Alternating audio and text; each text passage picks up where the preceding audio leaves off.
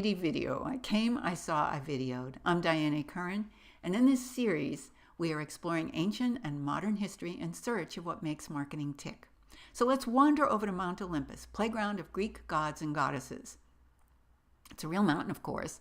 It's the highest one in Greece, but it's only about 20 million years old, pretty young by mountain standards.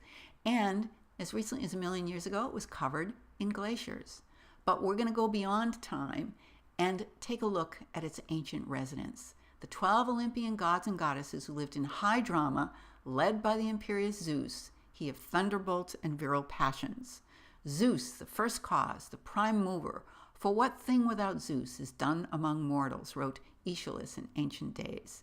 By the way, the Greek gods were so well loved and certainly so well feared that when the Romans came along and took over the running of empires and such, they kept the gods and just gave them Roman names. So we know them in both ways. So after vanquishing the previous residents of Olympus, because there's always a battle somewhere in these stories, Zeus and his wife Juno took over. So Zeus became known as Jupiter. Hera was actually her Greek name. Juno is her Roman name. And they were joined by Demeter, known as Ceres, the earth goddess, Poseidon, who we think of as Neptune, the sea god. Athena is Minerva, for wisdom, and then Apollo actually kept his name in both Greek and Roman times. And after all, he's the god of the sun. Why not? He did have a twin sister, Artemis or Diana, goddess of the moon and the hunt. Hermes we know as Mercury the messenger. Aphrodite we call Venus, goddess of love, so we've got to have a god of war. He's Ares or Mars. And then joined by Hestia, Vesta the virgin, or Hephaestus, Vulcan, he of the forge, and Dionysus had a very important role as Bacchus. He kept track of the wine, because after all, you need wine for wars and parties and all kinds of shenanigans if you're a god or goddess. Hades, by the way, we think of as Pluto, he was actually the elder brother of Zeus. So Zeus wasn't the only one with some power, but Pluto, very much invisible most of the time, shows up in some of the stories with a very critical role. These gods and goddesses were actually humanity writ large. Homer wrote in the Odyssey, "Upon my word, just see how mortal men always put the blame on us gods. We are the source of evil, so they say, when they have only their own madness to thank if their miseries are worse than they ought to be." So why do the Olympians matter to modern marketers? Because we are storytellers, creators of atmosphere, permission seekers and givers, weavers of new realities and cherishable memories. We are myth makers who seek the stage once inhabited by these larger-than-life gods and goddesses. We want to command the same attention.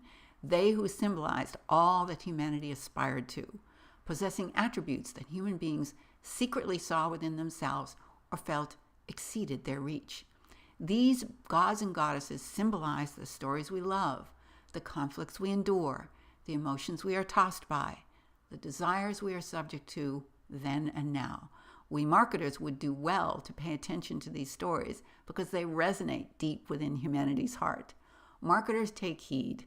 Now, here's my favorite story of Zeus. It's actually about Chiron, who was half man and half horse, so a centaur.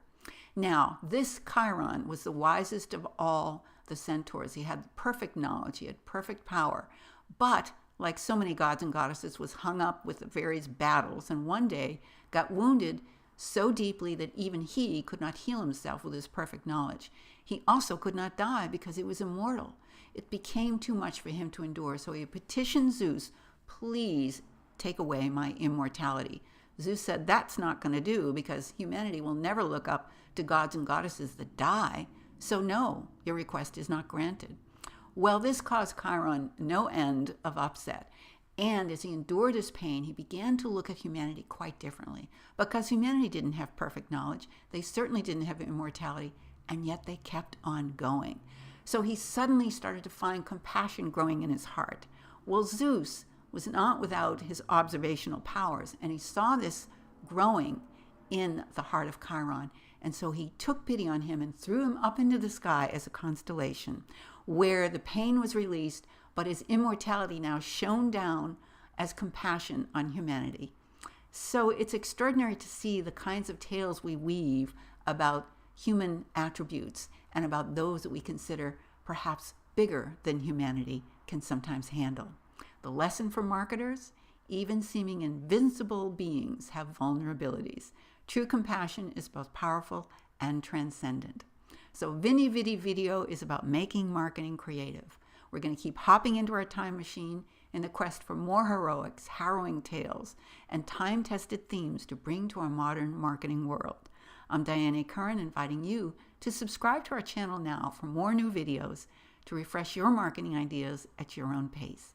To learn more about our work, please visit us at themarketingdeal.com, and thank you so much for joining us.